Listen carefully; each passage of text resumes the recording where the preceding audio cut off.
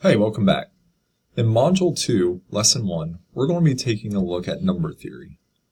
Now, number theory sounds a little scary, but it can be really useful.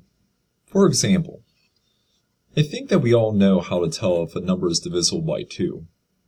If a number is even, it's divisible by 2. So a number is even if it ends with an even number. Like 106 is even, because it ends with the number 6, and 6 is even. And if it's even, then it's divisible by 2.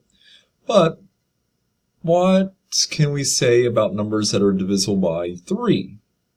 Well, how you tell if a number is divisible by 3 is if you add up all the digits in the number, and the result of that addition is divisible by 3, then the number itself is divisible by 3. Like I know 81 is divisible by 3, because 8 plus 1 is 9, and 3 divides into 9 evenly.